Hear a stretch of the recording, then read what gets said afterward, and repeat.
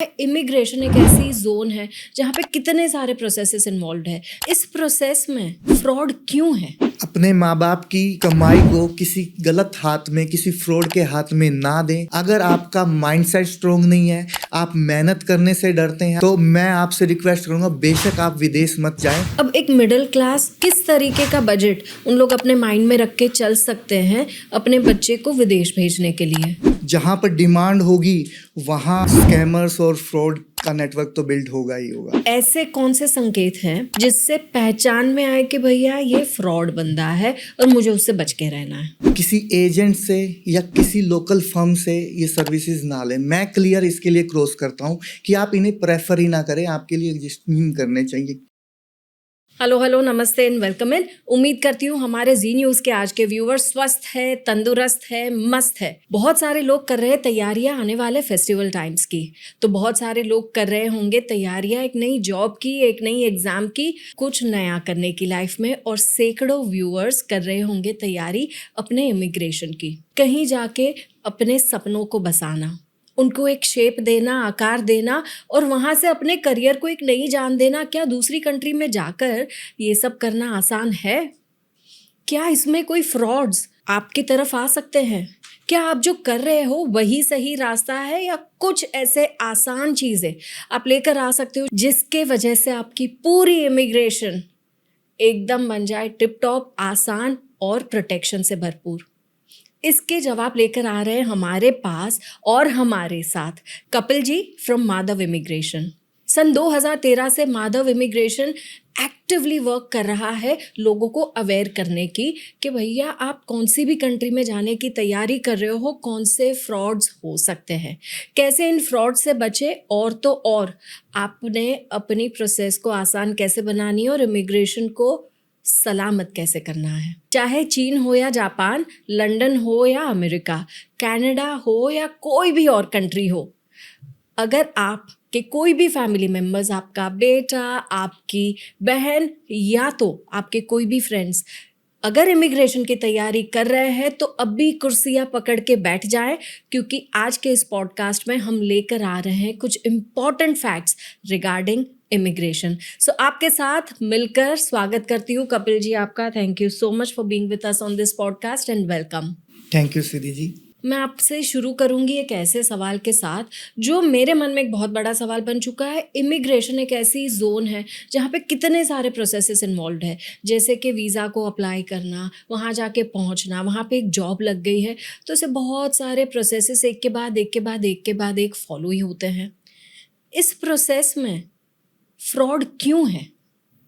चाहे visa apply करना हो, चाहे उसको रिसीव करना है, या इमिग्रेशन का कोई भी एक और पहलू। इमिग्रेशन की बात करें हम या वीज़ा सर्विसेज की बात करें तो आपको पता है आज डिमांड किस चीज़ की ज़्यादा है। आप देखें आज विदेश जाने की जो इच्छा है हमारे यूथ में वो कितनी ज़्यादा हो गई है। आज लोग क्रेज़ी हैं विदेश जाने के लिए, और ये भी आप समझते हैं कि जहाँ पर डिमांड होगी वहाँ स्कैमर्स और फ्रॉड का नेटवर्क तो बिल्ड होगा ही होगा। तो ये चीज़ एक कारण है कि हमारे देश में जो डिमांड बन रही है, जो रुझान बन रहा है विदेश में जाने का, ये बहुत ज़्यादा है। और इसकी वजह से यहाँ पर जो फ्रॉड या स्कैमर हैं उनकी एंट्री बढ़ चुकी है।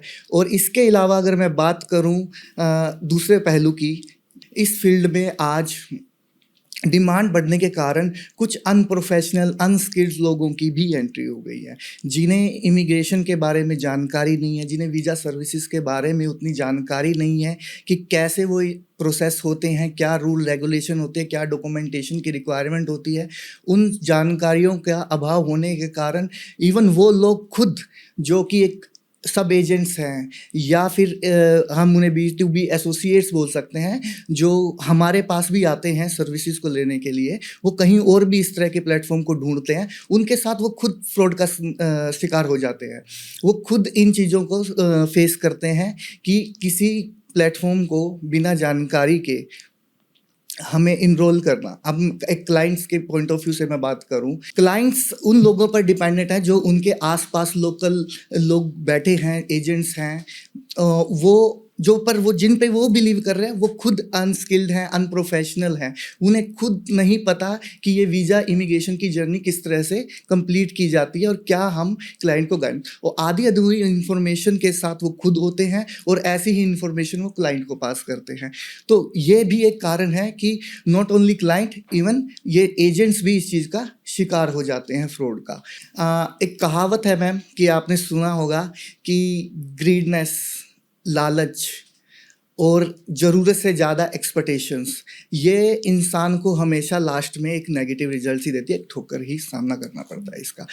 एक और कारण है जिसके बारे में बात करना चाहूँगा और इससे शायद हमारे व्यूअर्स को बुरा भी लग सकता है, वो कारण है क्लाइंट वो खुद भी इस चीज़ के लिए बहुत बड़ा जिम्मेदार है, क्योंकि वो बिना किसी नॉलेज के, बिना किसी सामने वाली कंपनी को वेरीफाई करे, खुद उनके पास चलकर जाता है, उनकी लुभावनी बातों में आकर, उनके अट्रैक्टिव्स और सेल्स पिच को कनेक्ट कर कर, ना कि गहराई को समझकर कि मेरी प्रोफाइल क्या है, मैं किस चीज़ के लिए एलिजिबल हूँ, किस चीज़ के जो मुझे दिया जा रहा है क्या सच में मैं डिजर्विंग हूँ, क्या मेरे में वो स्किल्स है, मेरे में वो टैलेंट है जो मुझे प्रोवाइड करा जा रहा है, क्या मैं सच में उस चीज़ के लिए लायक हूँ।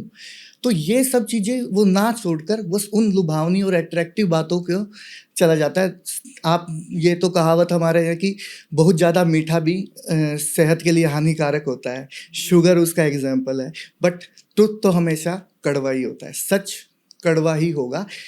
सच का सामना करेंगे वो लोग तो अपने भविष्य में कामयाबी पा लेंगे, अदरवाइज झूठ, फ्रेब और ये स्कैमर्स के जाल में फंसकर वो अपने फ्यूचर को खुद अपने हाथों किसी और को खराब करने के लिए दे रहे हैं।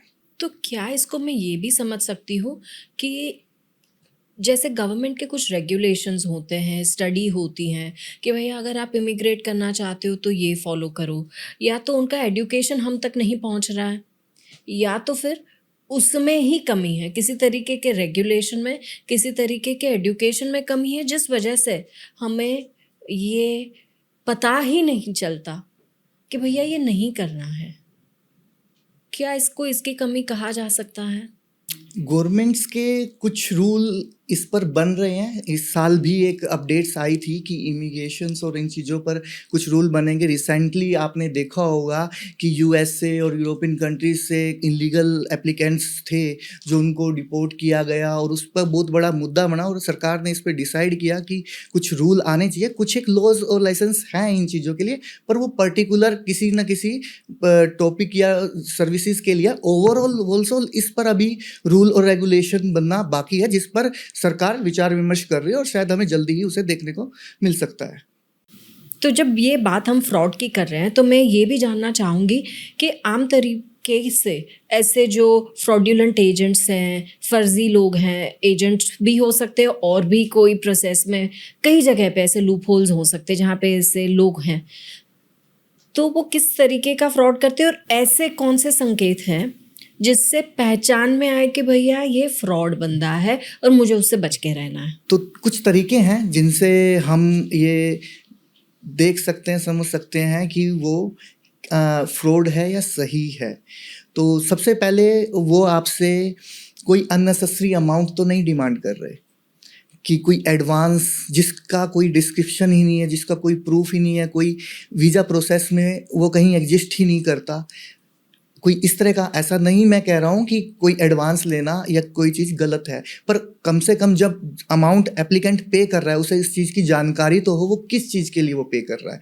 कोई एप्लीकेशन फ़ीस है, कोई एम्बेसी फ़ीस है, कोई बीच में अदर प्रोसेस हैं जिसके लिए वो पे कर रहा है और वो खुद भी अपने कार्ड से या मल्टीपल चीज़ों से पे कर सकता है उस चीज़ को। तो अगर आपसे कोई अमाउंट बिना किसी कारण से मांगा जा रहा है तो आप समझ जाइए कि आपके साथ कुछ ना कुछ गलत हो सकता है। सेकंड एक चीज़ होती है कि आपसे शायद एडवांस मांगा ना जाए, बट किसी ना किसी तरीके से उसे बीच में निकलवा लिया जाए आपसे। उसके कई कारण हो सकते हैं, जैसे कि मेडिकल के नाम पर, या आपको ये बता दिया जाए कि आपकी इस प्रोफाइल में जब आप अप्लाई करने गए थे सब कुछ ओके है, पर इन बिटवीन द प्रोसेस किसी डॉक्यूमेंटेशन की रिक्वायरमेंट है जो आपकी प्रोफाइल को स्ट्रॉन्ग बनाएगी, या वटेवर जिसकी वैल्यू को समझा कर आपसे कुछ चार्जेस किए जा सकते हैं, और वो डॉक्यूमेंट को भी वो ये कहेंगे कि इसके लिए आप सिर्फ हमसे कंसर्न करें या हमारे दिए गई रेफरेंस से ही कंसर्न करें। दूसरा ये कारण हो सकता है कि मेडिकल के नाम पर भी आज के टाइम में फ्रॉड हो रहे हैं। ऐसा नहीं है कि मेडिकल वीज़ा सर्विसेज में रिक्वायर्ड नहीं है, डेफिनेटली रिक्वायर्ड है, और ये उन्हीं सर्विसेज के नाम पर ही फ्रॉड करते हैं जो एक्चुअल में एग्जिस्ट करती है, बट ये उसे इम्प्लीमेशन नहीं करते, उनको एग्जीक्यूट नहीं करते, उसके नाम पे सिर्फ और सिर्फ आपके साथ फ्रॉड करते हैं। मेडिकल के नाम पर वो आपको किसी ABC प्रॉपर एक हॉस्पिटल या लेबोरेटरी में भेजेंगे जहाँ पर आपसे 10,000 15,000 कुछ अमाउंट बोलेंगे पे करने का, और शायद उसकी एक्चुअल में कॉस्ट काफ़ी कम हो। और अगर 1% को या 2% को समझ के देखें तो ये अमाउंट हमें कम लगता है, पर जब इनकी अगर हम मंथली या एनुअली कैलकुलेशन देखेंगे, अगर एक पर्सन 200 या 300 नंबर को भी भेजा तो आप इसे मल्टीप्लाई करके देखें तो कितना बड़ा स्कैम हो रहा है ये उन लोगों के साथ। इसको समझना उनके लिए ज़रूरी है कि ब्लाइंडली हम किसी भी वर्डिंग्स पे ना जाए, हर चीज़ को जानकारी को समझे। ये तरीके हैं उन लोगों के आपको फंसाने के, लूटने के। इसके अलावा बात करूँ और एग्जांपल्स की, आइडेंटिफाई कर सकते हैं वो जिससे कि आपको जो डॉक्यूमेंट वो प्रोवाइड करवा रहे हैं क्या वो ऑथेंटिक है, क्या वो रियल है, या आपको फेक डॉक्यूमेंट दिए जा रहे हैं। आज के टाइम में हमने देखा है, आइडेंटिफाई किया है कि लोगों को फेक ऑफर लेटर तक प्रोवाइड कराए जाते हैं, फेक अपॉइंटमेंट लेटर प्रोवाइड कराए जाते हैं, डिमांड लेटर्स फेक प्रोवाइड कराए जाते हैं। इन सब के नाम पर वो कुछ ना कुछ अमाउंट चार्ज कर लेते हैं और जिसकी रियल एग्जिस्टेंस होती नहीं, और उनके वो प्लेटफॉर्म भी फेक होते हैं जहाँ पर वो वेरीफाई करवाते हैं। आज आपको पता है कि 5,000 10,000 15,000 में वेबसाइट्स बन जाती हैं किसी डोमेन की, आप कुछ भी वेबसाइट बना लें, बट वो उन्हें गूगल पे जाकर वेरीफाई नहीं करते। तो हम खुद अपनी लैक ऑफ नॉलेज को उन्हें एक एडवांटेज के तौर पे सर्व करते हैं, जिनका वो इस तरह से यूटिलाइज करते हैं हमें फ्रॉड करने पे। हमने तो फेक वीज़ा तक भी देखे हैं कि लोग फेक वीज़ा छाप देते हैं, फेक टिकट्स बना देते हैं और एयरपोर्ट तक भेज देते हैं एप्लीकेंट्स को, और उन्हें वो वीज़ा वेरीफाई भी करवा देते हैं किसी फेक पोर्टल के थ्रू। टिकट्स पता नहीं किस तरीके से करते हैं, हम खुद सरप्राइज्ड है कि इतने प्रोफेशनल अपने वो सही काम में हो जाते, जो गलत काम कर रहे हैं तो आज इस मार्केट पे इस डिबेट की ज़रूरत ही ना पड़ती। बट आप देखेंगे तो हमने रिसेंटली न्यूज़ चैनल्स में बहुत सारे देखने को मिलता है सराउंडिंग, और हमारे पास जब क्लाइंट आते हैं वो बताते हैं फीडबैक कि एयरपोर्ट पे चले गए, वहाँ पर इमिग्रेशन अथॉरिटीज़ उन्हें बता रही है कि आपकी टिकट फेक है, आपका वीज़ा फेक है, और वो इस स्कैम का शिकार हो जाते हैं और लाखों रुपए का लॉस हो जाता है उन्हें।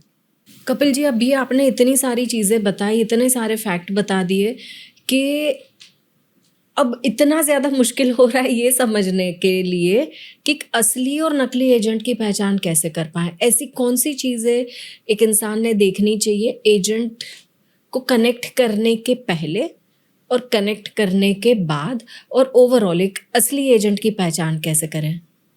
देखिए, मैं तो यही कहूँगा कि कनेक्ट करने से पहले ही देख लें, क्योंकि बाद में शायद आपके पास समय बचे ही ना, ठीक है? क्योंकि स्कैमर्स आपको टाइम देंगे ही नहीं। तो आप किन चीज़ों का ध्यान रख सकते हैं? पहले तो आप किसी एजेंट से या किसी लोकल फर्म से ये सर्विसेज ना लें। मैं क्लियर इसके लिए क्रॉस करता हूँ कि आप इन्हें प्रेफर ही ना करें, आपके लिए एग्जिस्ट नहीं करने चाहिए। क्यों? क्योंकि वो खुद किसी और पर्सन पर डिपेंडेंट है, और वो पर्सन कौन है एक क्लाइंट को नहीं पता। वो एजेंट उन्हें क्यों बताएगा कि वो कौन पर्सन है? उनके लिए तो वही है। और जो लोकल एजेंट्स होते हैं, ये फर्म्स होती है, ये हमेशा आउटसोर्स करती हैं सर्विसेज को, और वो सर्विसेज प्रोवाइडर कितने रियल है, कितने जेन्युइन है, गॉड नोस। इसके लिए हम क्या ध्यान रख सकते हैं कि हमें प्रॉपर एक ऑर्गेनाइजेशन, एक कंपनी भारत सरकार से मान्यता प्राप्त हो, गवर्नमेंट रजिस्टर्ड हो, प्राइवेट लिमिटेड कंपनी हो, ऐसी कंपनी को चुने जो एक कॉर्पोरेट की तरह काम करती है और एक रूल रेगुलेशन के दायरे में काम करती है। उसके अलावा हम ये देख सकते हैं कि वो कंपनी तो प्राइवेट लिमिटेड है। अब प्राइवेट लिमिटेड कंपनीज भी बहुत सारी हो सकती है, ठीक है? ऐसा नहीं है कि सिर्फ एक ही कंपनी प्राइवेट लिमिटेड है पूरे इंडिया में जो सर्विस प्रोवाइड करा रही है। उसके अलावा हम और क्या देखें? उसके अलावा हम ये देख सकते हैं कि क्या कंपनी अपनी सर्विसेज को गवर्नमेंट को डिस्प्ले कर रही है। I mean to say that कि क्या वो कंपनी टैक्स पेयर है, गवर्नमेंट को जीएसटी पे करती है। अगर वो गवर्नमेंट को जीएसटी पे करती है, अपनी सेल्स रिपोर्ट शेयर करती हैं या जो उनका प्रॉफिट है उसको गवर्नमेंट को टैक्स देती है, तो वो चांसेस कम है कि वो इन चीज़ों को गलत चीज़ों में इन्वॉल्व हो। लेकिन कोई भी कंपनी प्राइवेट लिमिटेड बन सकती हैं, जीएसटी एक्वायर कर सकती हैं, तो ये सारे प्रोसेसेस को हमारे गवर्नमेंट ने ही हमारे लिए आसान बनाया है। तो क्या सिर्फ यही मायना होगा जिससे हम चेक करें कि ये कंपनी ऑथेंटिक है, सही है, या ये एजेंट ऑथेंटिक है या सही है? बिल्कुल सही कहा आपने। और दोनों हो सकता है कि उनके पास जीएसटी भी हो और वो प्राइवेट लिमिटेड भी, और क्या पता इस पॉडकास्ट के बाद शायद ये रजिस्टर्ड भी हो जाएं, अपने जीएसटी ले लें और प्राइवेट लिमिटेड ले लें, अच्छी बात है। बट हमें ये भी समझना पड़ेगा कि वो कंपनी की एग्जिस्टेंस कब से है, क्या वो न्यू कंपनी है या उसे इस फील्ड में, इस वीज़ा सर्विसेज में हुनर है, एक्सपीरियंस है, और कितने सालों से वो इस चीज़ की सर्विसेज मार्केट में प्रोवाइड करवा रही है। दूसरा, इसके अलावा हमारे पास ये भी देखना पड़ेगा कि वो जीएसटी वो पे कर रही है, वो कब से पे कर रही है, वो कितनी रिलायबल है, कितने टाइम से वो मार्केट में स्टेब्लिश है, और कितने लंबे समय से वो मार्केट में अपनी सर्विसेज को दे रही है और टैक्स पेयर है। तो हमें उनकी एजेस भी चेक करनी पड़ेगी, वो कितनी पुरानी है, आज तो नहीं स्टेब्लिश हो गई, रिसेंटली तो नहीं है, और उन्हें इस काम का अनुभव भी है या नहीं है। ठीक है। इसके अलावा मैं आपको जो सबसे इम्पोर्टेंट है और जो बहुत इजी है आज के टाइम में कैच करना, उनकी सोशल प्रेजेंस।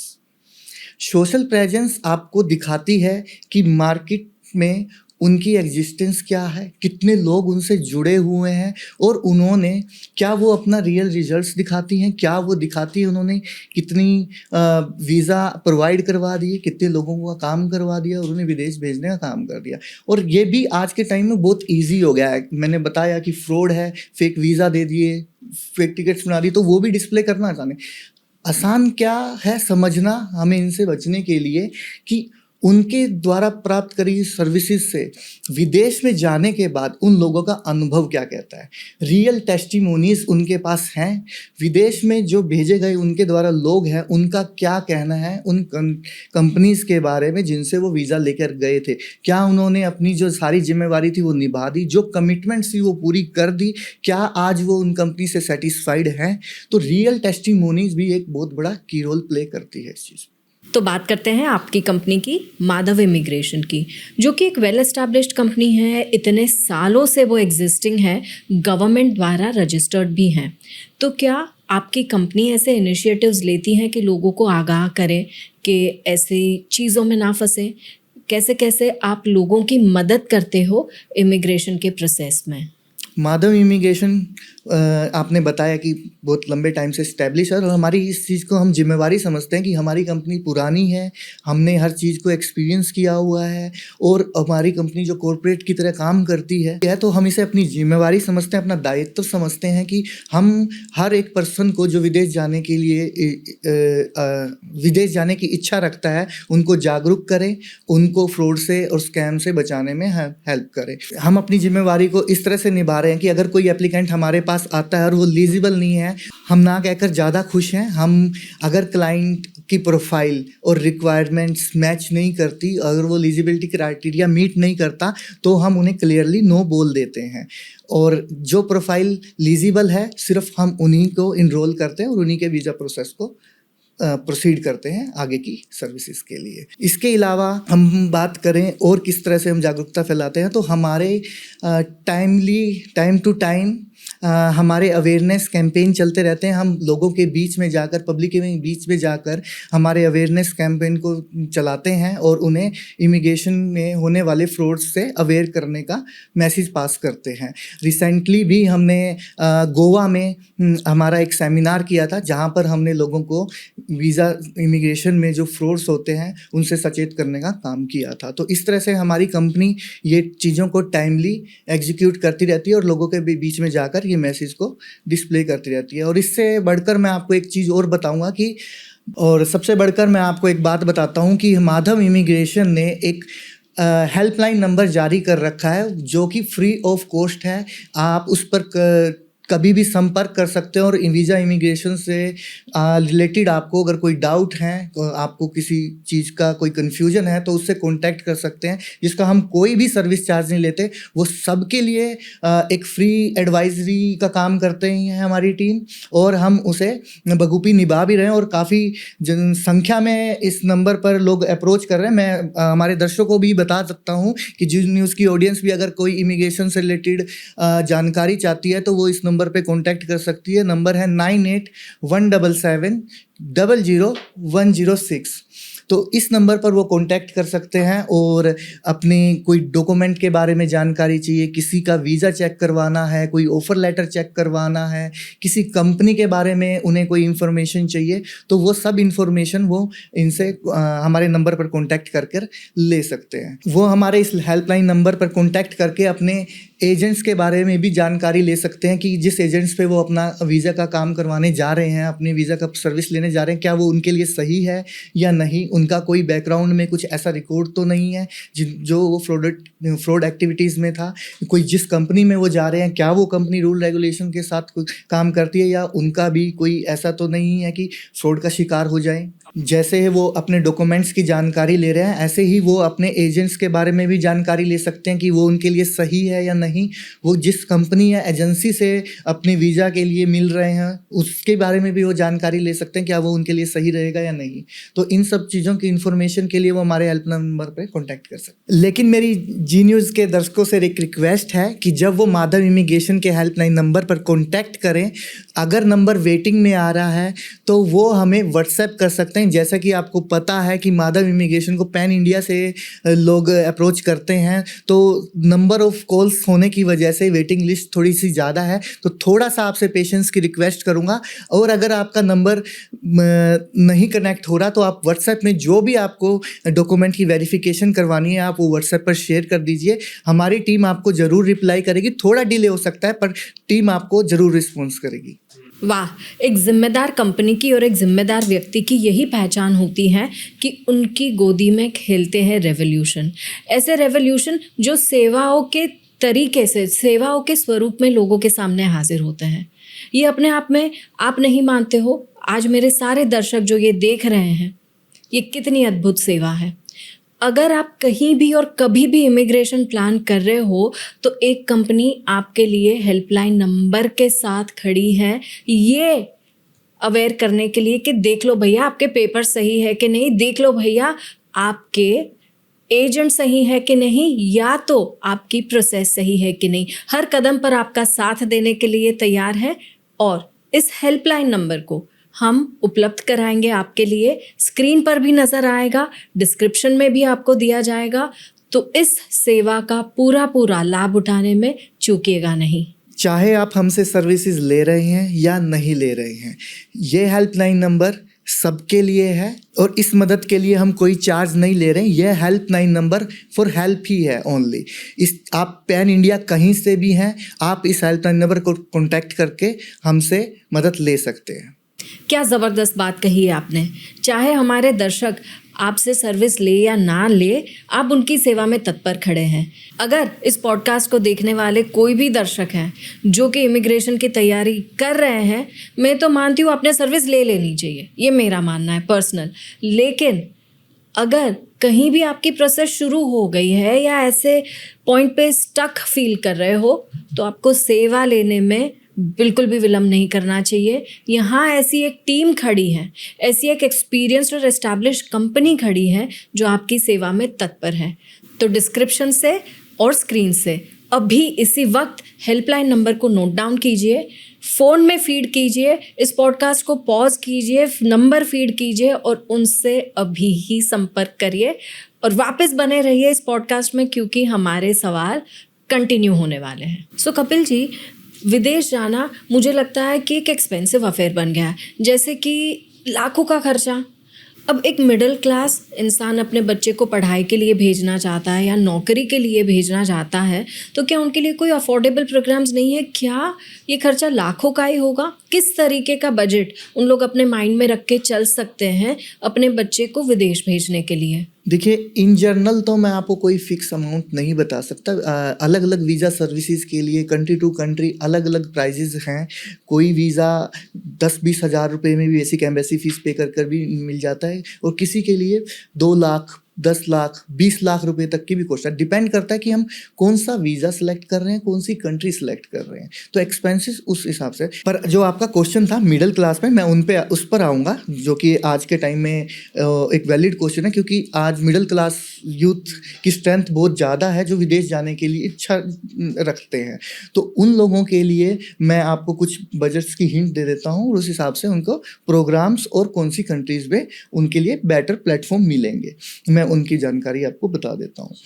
तो मैं मोटा-मोटा आपको बता देता हूँ कि मिडिल क्लास लोगों के लिए क्या-क्या ऑप्शन बनते हैं विदेश में जाने के लिए। अगर किसी का बजट 4 लाख से 8 लाख के बीच में है, तो वो अपना एक अच्छा ऑप्शन ढूँढ सकते हैं विदेश में जाने का। कुछ कंट्रीज़ के नाम मैं बता देता हूँ। अगर किसी का बजट 4 से 5 लाख रुपए है, तो वो मॉरिशस, सिंगापुर, रशिया, इस तरह की आज के टाइम में ट्रेंडिंग कंट्रीज़ को चूज़ कर सकते हैं। अगर किसी का बजट थोड़ा-सा इससे ज़्यादा है, लाइक 7-8 लाख रुपए, तो वो कुछ यूरोपियन कंट्रीज़ जैसे कि साइप्रस, माल्टा जैसी कंट्रीज़ को देख सकते हैं, और अदरवाइज़ वो एक साउथ कोरिया, जो आज के टाइम में ट्रेंडिंग कंट्री है, उसका भी ऑप्शन कंसीडर कर सकते हैं। तो ये कुछ ऑप्शंस हैं उनके लिए। आपने बात करी 4-5 लाख का बजट, जो कि सबसे कम बजट या इतना तो एक्सपेक्ट कर ही सकते हैं, और उसमें ऑप्शन है सिंगापुर, मॉरिशस एंड रशिया।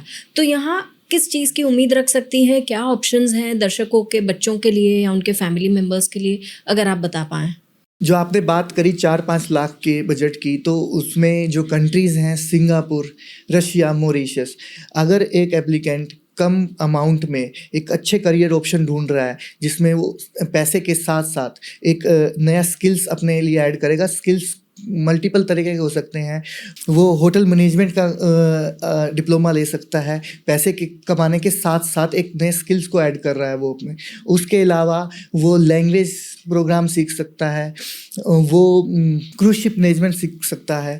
तो इन सब चीज़ों के साथ वो इन कंट्रीज़ में एक डिसेंट अमाउंट के साथ लगभग आप मान के चले 60-70 हज़ार से लेके 1 लाख तक के बीच की अर्निंग भी कर सकता तो है। ये 3 कंट्रीज़ में हॉस्पिटैलिटी से लेकर बिजनेस मैनेजमेंट जो आप कह रहे हो, मैं समझ सकती हूँ ये ब्रैकेट अच्छा है। जहाँ बजट थोड़ा बढ़ा रहे, जैसे आपने कहा 7 से 8 लाख, तो यूरोपियन कंट्रीज़ में जा सकते हैं जैसे माल्टा। तो वहाँ पे उनके लिए कैसे ऑप्शंस ओपन है, क्या-क्या एक्सप्लोर कर सकते हैं, अगर आप बताएँ? तो माल्टा के साथ-साथ मैं 2 और भी ऑप्शन हैं जो इस बजट में उनके लिए एक अच्छे ऑप्शन रहेंगे। साइप्रस या साउथ कोरिया भी देख सकते हैं। जिन लोगों को अपना थोड़ा पॉकेट साइज़ बड़ा करना है, या जो कुछ बेटर और ऑप्शन ढूँढ रहे हैं, या यूरोपियन कंट्रीज़ में जिनको एक्सप्लोर करना है, तो वो इन ऑप्शंस की तरफ जा सकते हैं। तो कहने का मतलब ये है कि वो स्किल्स भी ऐड ऑन करे, अच्छा कमाए भी, और अच्छी स्किल्स को भी ऐड ऑन करे, और सिंपल सा है कि अच्छा कमाओ, अच्छी जगह रहो और अच्छा फ्यूचर बनाओ। सो कपिल जी, आप ये सारे ऑप्शंस तो बड़े इंटरेस्टिंग हैं, बट क्या 3-4 लाख से कम में भी कोई ऑप्शन नहीं है जो आज का यूथ उन्हें ले पाए और कुछ कर पाए? देखिए मैम, ऑप्शंस तो हैं, बट वो एक लेबर क्लास वीज़ाज़ हैं, वो लेबर क्लास लोगों के लिए हैं। आज बात मिडिल क्लास की हो रही है, तो मैं पर्सनली भी इस चीज़ को रिकमेंड नहीं करूँगा कि वो लेबर क्लास वीज़ा पे जाएँ। ना उसमें उनका कोई बेहतर फ्यूचर बनेगा, और ना ही वो उतना अच्छा कमा पाएंगे। इससे अच्छा तो ये होगा कि वो इंडिया में ही रहकर, अपने परिवार में रहकर ही यहाँ पर कुछ इनकम का साधन ढूंढ ले। ये तो मैं भी मानती हूँ कि इंडिया में अपॉर्चुनिटीज़ की कमी कहाँ है, बस देखना ज़रूरी है। कपिल जी, एक ऐसा इम्पॉर्टेंट संदेश अगर आप देना चाहो हमारे व्यूअर्स को, जी न्यूज़ के व्यूअर्स को, जो वो अपने लिए भी रिटेन करें, उनके फैमिली, उनके फ्रेंड्स, हर एक युवा तक जो कि इमिग्रेशन की तैयारी कर रहा है, ये संदेश पहुंचना बहुत ज़रूरी है। तो आप क्या कहना चाहोगे उनसे? तो सबसे पहले तो मैं जी न्यूज़ के दर्शकों को ये संदेश देना चाहूँगा कि आज माधव इमिग्रेशन के नाम से भी सुनने में आ रहा है कि कुछ फ्रॉड्स हो रहे हैं। कुछ उनसे मिलते जुलते नाम से लोगों ने अपने पेज बना लिए हैं अपने, और माधव इमिग्रेशन प्राइवेट लिमिटेड के नाम से लोगों को कॉल किया जा रहा है या प्रपोजल दिए जा रहे हैं। तो इस चीज़ से आप बिल्कुल सावधान रहें, बचे रहें। और मैं कुछ आपको ऑथेंटिक सोर्स प्रोवाइड करा रहा हूँ जिनसे आप वेरीफाई कर सकते हैं कि ये जो कॉल आई है आपको, ये real Madhav immigration private limited से आई है या उनके क्लोन या उनके नाम का जो गलत मिसयूज़ कर रहे हैं उन लोगों से। हमारी वेबसाइट है madhavimmigration.com। इसके लिए मैं आपको एक ईमेल आईडी भी प्रोवाइड कराता हूँ जो कि हमारी info@madhavimmigration.com है। हमारी 2 ही ब्रांच इंडिया में है, जो कि एक कुरुक्षेत्र हरियाणा में है और दूसरी जनकपुरी वेस्ट दिल्ली में। वैसे तो सारी इन्फॉर्मेशन हमारी वेबसाइट्स पे अवेलेबल है, नंबर से लेके, एड्रेस से लेके, ईमेल आईडी से लेके। तो आप वेबसाइट्स पे जाकर madhavimmigration.com पे जाकर सारी इन्फॉर्मेशन ले सकते हैं। इसके अलावा हमारे इंस्टाग्राम पेज हैं madhav.immigration। उस पर आपको वीज़ा और रियल टेस्टिमोनीज़ की इंफॉर्मेशन मिलेगी। अगर आपको इमिग्रेशन से रिलेटेड लेटेस्ट और न्यू इन्फॉर्मेशन, अपडेटेड इन्फॉर्मेशन चाहिए तो उसके लिए आप हमारे माधव इन्फो एंड अपडेट्स के पेज को विजिट कर सकते हैं। सो कपिल जी, सतर्क रहने की बात तो एकदम सटीक थी। हमारे दर्शकों से और क्या कहें? देखिए, अब जाते जाते एक मैसेज मैं ये और पास करना चाहूँगा कि विदेश जाने से पहले अपना माइंडसेट स्ट्रॉन्ग ज़रूर रखें। विदेश की जर्नी जितनी सुनहरी दिखती है, स्टार्टिंग में उतने चैलेंजेस भी आते हैं। अपने माँ बाप की कमाई को किसी गलत हाथ में, किसी फ्रॉड के हाथ में ना दें। अगर आपका माइंडसेट स्ट्रॉन्ग नहीं है, आप मेहनत करने से डरते हैं, आप स्ट्रगल नहीं कर सकते, तो मैं आपसे रिक्वेस्ट करूँगा, बेशक आप विदेश मत जाएं। यहाँ रहकर अपने माँ बाप की सेवा कर लें, वो ज़्यादा आपके माँ बाप को सुकून देगा। अगर आप लोग फिर भी विदेश जाना चाहते हैं तो किसी सही कंपनी का चुनाव करें, किसी सच्चे से जाएं, किसी अच्छे से जाएं, गलत हाथों में ना। तो आज के हमारे दर्शकों से मैं कहना चाहूँगी कि सतर्क रहेंगे तो सुरक्षित रहेंगे। जब भी कोई इंसान या कंपनी बड़ी हो जाती है तो उनसे इंस्पिरेशन लेके बहुत सारे क्लोन्स और बहुत सारी कॉपीज़ बनना शुरू हो जाती है। लेकिन हमें सही सेवा कौन दे रहा है और हमें सुरक्षित कौन रख रहा है? कौन है जो हर कदम हमारे लिए तत्पर है, हमें हेल्प करने के लिए तत्पर है? अगर ये डिटेल्स चाहिए तो जाना है ओरिजिनल, असली, एकदम 100% शुद्ध माधव इमिग्रेशन के वेबसाइट पर और उनके हेल्पलाइन नंबर्स पर। उनके 2 centralised numbers, social media handles, website address और बाकी सारी जानकारी डिस्क्रिप्शन में दी गई है। तो अभी से शुरू करते हैं जर्नी सतर्क रहने की, सुरक्षित रहने की और हमारे सारे विदेश इमिग्रेशन को एकदम चुस्त दुरुस्त बनाने की।